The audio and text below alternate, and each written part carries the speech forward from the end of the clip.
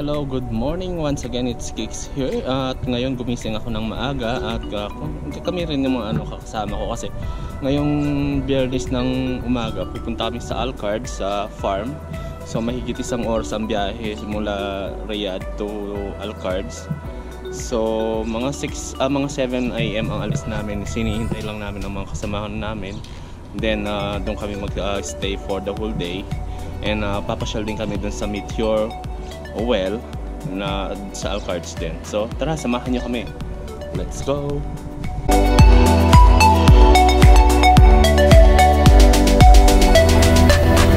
Nandito na kami. Kararating lang, mag-set up lang kami ng pagkain kasi gutom na, wala pang almusal. So mamaya titignan natin kung anong meron dito sa farm dito. Lilibutin natin lahat para makita natin ang kabuuan ng farm. So ito dito sa sa Kharj, may 25 riyals na entrance per car. So ito yung mga gulay na pwedeng mabili dito sa Istenbat Farm. Ayan. Mga fresh yan, galing mismo sa kanilang farm. Ayan. Kamatis. May dates. May wow, may broccoli. Kuya, palagay na ako dito. Tig-isang dito, di ba? Ito. May blood po siya. Bibigyan si Abi. Sige, hindi. Itong magkano nga ito? Sige, hindi. Ano ka ba yun? Ayan lang. Sumakay tayo ng ganyan mamaya. Pwedeng sumakay dyan. Ang galing. Pwedeng sumakay daw dyan mamaya. Pwede itong kasama ko dyan. Eh, ano yung labanos? Ano to? Kale. Ah, kale? Ito? Oo. Ano kayo ano?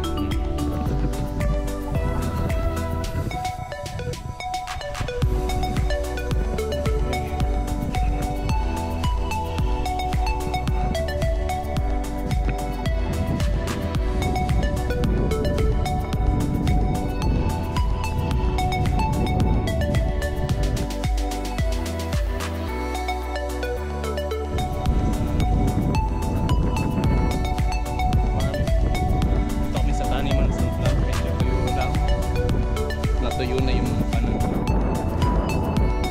dahil nasa out of season or something, hindi ko alam.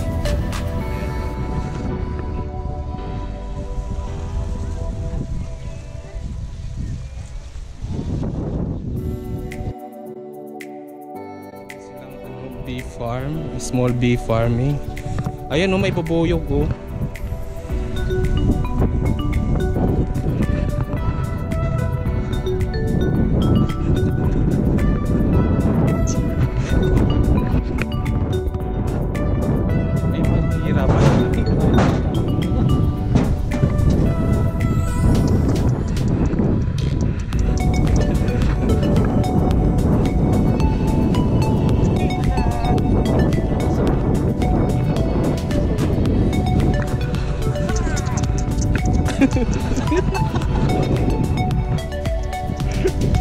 Ba't nawala na yung iba nating mga kasama? At ako! O dyan. Duwa ko. Ada miskin, ada tangki. Tanim na kale. Ayan. So ito yung mga tanim na broccoli. Ganyan yung mga broccoli.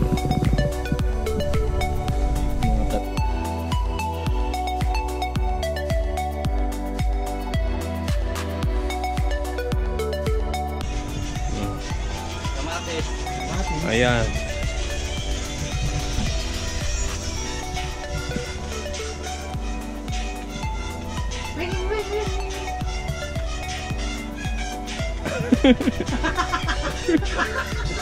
Oh, mix it na kayo, isa-isa. Seriously, oh. Alam ko na ako gagawin ba? Yun, lilipat naman sa iba. Sasakit naman siya, Stanky, please. Ganun sa'yo.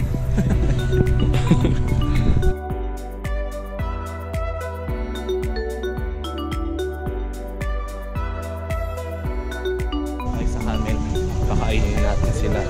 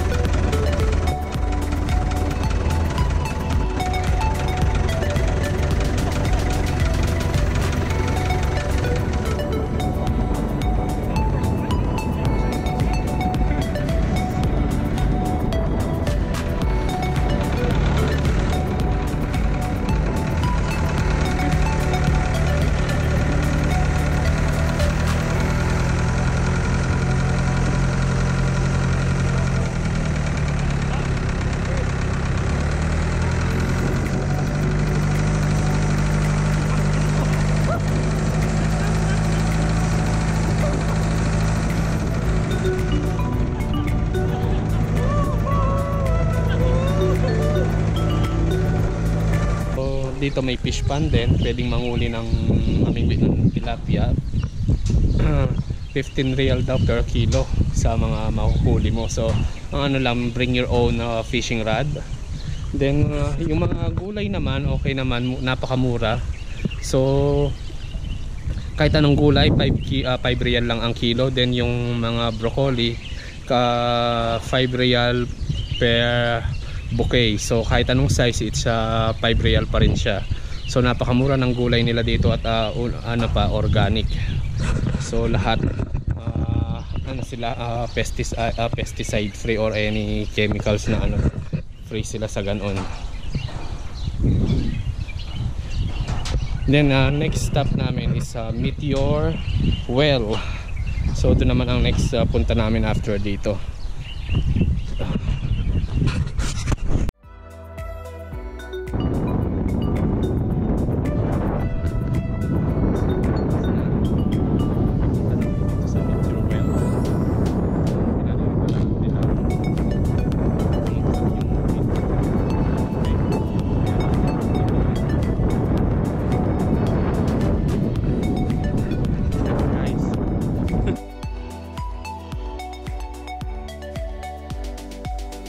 So ito lang yung way para makasilip ka sa loob.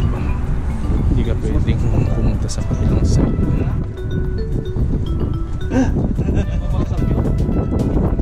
So wow, sobrang lalim. So yung ito yung Meteor Well na sinasabi nila na pinaniniwalaan nila dito na dito daw bumagsak yung meteor dati. Kaya nag-form ito ng malaking butas at nagkaroon ng tubig. So noong unang panahon, ito yung naging source ng tubig dito sa Kharj. Kaya makikita nyo naman dito sa left, dito sa side dito yung mga ano, yung machinery na gamit nila dati sa parang tubig. So napakalalim nito. And ngayon yung tubig sa loob medyo may tubig pa naman, kaso medyo marumi na gawa ng maraming lumilipad na alikabok at basura sa loob. So may mga ibon din. Dali, dito ka na. Tulog naman din, makikita mo naman yan, Intra. Bilis eh. Yung gamit nila nung unang panahon para makakuha ng tubig dito kasi yung naging source na nila dito sa farm.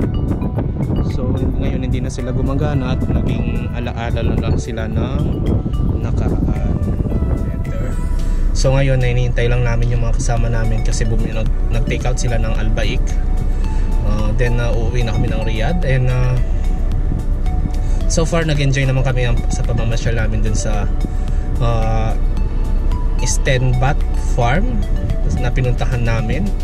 So kung gusto nyo pumunta, ililink ko sa description yung contact details at location ng farm just in case na gusto nyo pumunta at makabili ng mga sariwang gulay at that's it. So please don't forget to like and subscribe on my YouTube channel, and once again this is Kix Cortez. I'll see you guys next time. Bye.